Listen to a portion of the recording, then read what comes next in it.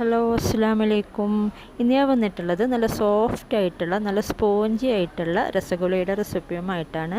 നിങ്ങൾക്കിത് കാണുമ്പോൾ തന്നെ മനസ്സിലാവുന്നുണ്ടാവും എത്ര സോഫ്റ്റ് ആയിട്ടാണ് ഇതുള്ളതെന്ന്. അപ്പോൾ നമുക്ക് റെസിപ്പിയിലോട്ട് പോകാം അല്ലേ. അപ്പോൾ നമുക്ക് ആദ്യം ഈ പാലൊന്ന് തിളപ്പിച്ചെടുക്കണം. നമ്മുടെ സാദാ കവർ പാലാണ് കേട്ടോ. 1 ലിറ്റർ പാലാണ് ഞാൻ എടുത്തിട്ടുള്ളത്. ഇത് തിള വരുമ്പോഴേക്കും ഇതിലോട്ട് ലെമൺ ഡ്രോപ്സ് അല്ലെങ്കിൽ വിനീഗർ ചേർത്തിട്ട് ഒന്ന് പിരിച്ചെടുക്കുകയാണ് ചെയ്യേണ്ടത്. അടിക്ക് പിടിക്കാതെ നോക്കണം കേട്ടോ, ഇടയ്ക്കൊന്ന് ഇളക്കി കൊടുത്താൽ മതി. ഇതിപ്പോൾ തിള വരുന്നുണ്ട്. ഇനി ഇതിലോട്ട് നമുക്ക്, ഞാനിവിടെ വിനീഗറാണ് കേട്ടോ ചേർത്ത് കൊടുക്കുന്നത്. 2-3 ടേബിൾ സ്പൂണ് വിനീഗർ അല്ലെങ്കിൽ ലെമൺ ഡ്രോപ്സ് ചേർത്ത് കൊടുത്തിട്ട് ഒന്നും കൂടെ തിളപ്പിച്ചെടുക്കുക. അപ്പോൾ ഇത് നന്നായിട്ട് പിരിഞ്ഞ് വരും.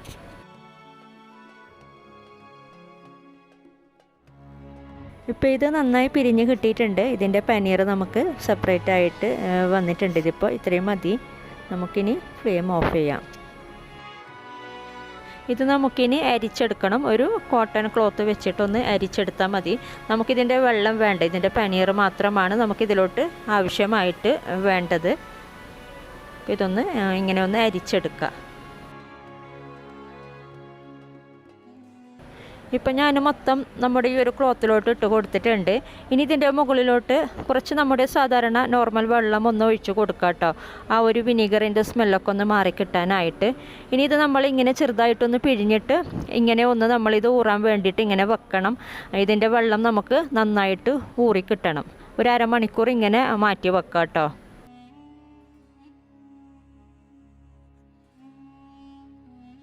അപ്പോൾ ഞാൻ അരമണിക്കൂർ മാറ്റി വെച്ചിട്ടുണ്ടായിരുന്നു. ഇപ്പോൾ ഇതിൻ്റെ വെള്ളം കംപ്ലീറ്റ് മാറി കിട്ടിയിട്ടുണ്ട്. അപ്പോൾ ഇതിപ്പോൾ ഇത്രയും മതി. നമുക്കിതൊരു വലിയൊരു പലകയിലോട്ടൊന്ന് ഇട്ട് കൊടുക്കാം. ഇതുപോലുള്ള പലകയിലോട്ടിട്ട് കുഴച്ചെടുക്കുമ്പോൾ കുറച്ചും കൂടി ഈസി ആകുന്നുണ്ട് കേട്ടോ. അല്ലെങ്കിൽ നല്ല ഫ്ലാറ്റ് ആയിട്ടുള്ള എന്തിലോട്ടെങ്കിലും ഒരു പാത്രത്തിലോട്ട് ആക്കിയിട്ട് കുഴച്ചെടുത്താൽ മതി. ഇത് ഒട്ടും തരിയില്ലാതെ കുഴച്ചെടുക്കണം, നല്ല സോഫ്റ്റായിട്ട്.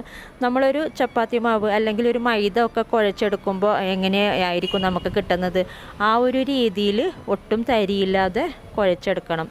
എന്നാൽ മാത്രമേ നമുക്ക് നല്ല സോഫ്റ്റായിട്ടുള്ള രസഗുല്ല ഉണ്ടാക്കിയെടുക്കാൻ പറ്റൂ കേട്ടോ. ഇത് നമുക്ക് നല്ലോണം ഡ്രൈ ആയിട്ടുണ്ട് എന്ന് തോന്നുന്നുണ്ടെങ്കിൽ 1-2 ടീസ്പൂണ് മാത്രം വെള്ളം ചേർത്തിട്ട് ഒന്ന് കുഴച്ചെടുക്കാം കേട്ടോ. നല്ലോണം ഡ്രൈ ആയിട്ട് വരാനും പാടില്ല ഇതിൻ്റെ മാവ്. ഇപ്പം ഞാൻ നല്ല സോഫ്റ്റ് ഡോ ആക്കി എടുത്തിട്ടുണ്ട്. ഒട്ടും തരിയില്ലാതെ തന്നെ കുഴച്ചെടുത്തിട്ടുണ്ട്. നമ്മളിങ്ങനെ നോക്കുമ്പോൾ നമുക്കിങ്ങനെ അറിയാൻ പറ്റും ഒട്ടും തരിയില്ല എന്ന്.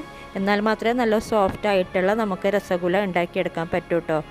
ഇതൊക്കെയാണ് ഇതിൻ്റെ മെയിൻ ട്രിക്ക് എന്ന് പറയുന്നത്. ഇനി നമ്മളിതിനെ ചെറിയ ബോൾസാക്കി എടുക്കുക.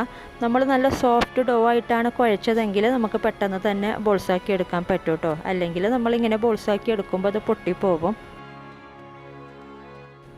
നല്ലോണം അമർത്തിയിട്ട് ബോൾസാക്കി എടുക്കണ്ട. നമ്മൾ ചെറുതായിട്ട് ഇങ്ങനെ ഉരുട്ടി കൊടുക്കുമ്പോൾ തന്നെ നമുക്ക് ആ ഒരു ഷേപ്പാക്കി എടുക്കാൻ പറ്റും കേട്ടോ.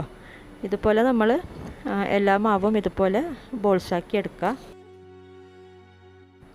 ഈ ഒരു സൈസിലാണെങ്കിൽ ഒരു ഏകദേശം 20 ബോൾസാക്കി എടുക്കാൻ പറ്റും കേട്ടോ. നിങ്ങൾക്ക് ഏത് രീതിയിലാണോ വേണ്ടത്, വലുതാണോ ചെറുതാണോ ആ ഒരു രീതിയിൽ ബോൾസാക്കി എടുക്കുക. അപ്പോൾ ഞാനിപ്പോൾ മൊത്തം ബോൾസാക്കി എടുത്തിട്ടുണ്ട്. ഇനി നമ്മളിത് ഇമ്മീഡിയറ്റ്ലി ഷുഗർ പാനിയിലോട്ട് ഇട്ട് കൊടുക്കണം കേട്ടോ. അല്ലെങ്കിൽ ജസ്റ്റ് ഇങ്ങനെ ഒരു ക്ലോത്തോ എന്തെങ്കിലും കൊണ്ട് ഒന്ന് കവർ ചെയ്ത് വെക്കുക, അല്ലെങ്കിൽ ഹാർഡായി പോകും. അപ്പോൾ ഞാനിവിടെ 2.5 കപ്പ് വെള്ളം ചേർത്ത് കൊടുത്തിട്ടുണ്ട്. ഇനി ഇതിലോട്ട് 2 കപ്പ് പഞ്ചസാര ഇട്ടിട്ട് ഒന്ന് തിളപ്പിച്ചെടുക്കുക. എന്നിട്ടൊന്ന് മിക്സ് ചെയ്തെടുക്കുക. എന്നിട്ട് തിളപ്പിച്ചെടുത്താൽ മതി. ഒന്ന് തിളച്ചാൽ മാത്രം മതി കേട്ടോ. ഇനി ഇതിലോട്ട് ഇഷ്ടമുള്ള ഫ്ലേവർ ചേർത്ത് കൊടുക്കാം. ഞാനിവിടെ റോസ് വാട്ടറാണ് കേട്ടോ ചേർത്ത് കൊടുത്തത്. നിങ്ങൾക്ക് 2 ഏലക്കയോ അങ്ങനെ എന്താണോ നിങ്ങൾക്ക് ഫ്ലേവർ ഇഷ്ടം അത് ചേർത്ത് കൊടുത്താൽ മതി. ഇതിപ്പോൾ നന്നായി തിള വന്നിട്ടുണ്ട്. ഇനി ഇതിലോട്ട് നമ്മൾ നേരത്തെ തയ്യാറാക്കി വെച്ച ആ ഒരു ബോൾസ് ഇട്ട് കൊടുക്കുക. ഇപ്പോൾ ഞാൻ മൊത്തം ബോൾസ് ഇട്ട് കൊടുത്തിട്ടുണ്ട്. ഇനി ഇത് മൂടി വെച്ചിട്ട് ഒരു 30 മിനിറ്റ് മീഡിയം ഫ്ലെയിമിലൊന്ന് കുക്ക് ചെയ്തെടുക്കണം കേട്ടോ. ഓപ്പൺ ചെയ്ത് നോക്കരുത്, ഇടയ്ക്കൊന്ന് ജസ്റ്റ് ഒന്ന് ഇങ്ങനെ ഒന്ന് മൂവ് ചെയ്ത് കൊടുക്കുക. ഇപ്പോൾ 30 മിനിറ്റ് ആയിട്ടുണ്ട്. ഇതിപ്പോൾ ഇത്രയും മതി. ഇത് കണ്ടില്ലേ, ഇതിൻ്റെ സൈസൊക്കെ വലുതായി വന്നിട്ടുണ്ട്. പിന്നെ ഞാൻ ലിഡൊന്നും ഓപ്പൺ ചെയ്തിട്ടില്ല കേട്ടോ. അപ്പോൾ ലിഡൊന്നും ഓപ്പൺ ചെയ്യണ്ട. ഇനി നമുക്കിത് ഫ്ലെയിം ഓഫ് ചെയ്യാം. ഇനി ഇതേപോലെ 30 മിനിറ്റ് മാറ്റി വെക്കണം, നമുക്ക് ഈ ഒരു ഷുഗർ സിറപ്പൊക്കെ അതിലോട്ട് കയറാൻ വേണ്ടിയിട്ട്. എന്നിട്ട് മാത്രമേ നമ്മൾ ഇതിൻ്റെ ലിഡ് ഓപ്പൺ ചെയ്യാൻ പറ്റുള്ളൂ കേട്ടോ. അപ്പോൾ ഇപ്പോൾ വീണ്ടും 30 മിനിറ്റ് ആയിട്ടുണ്ട്. അപ്പോൾ നമുക്ക് നോക്കാം. അപ്പോൾ ഇപ്പം നന്നായിട്ട് ഷുഗർ സിറപ്പൊക്കെ ഇതിലോട്ട് കയറി വന്നിട്ടുണ്ടാവും.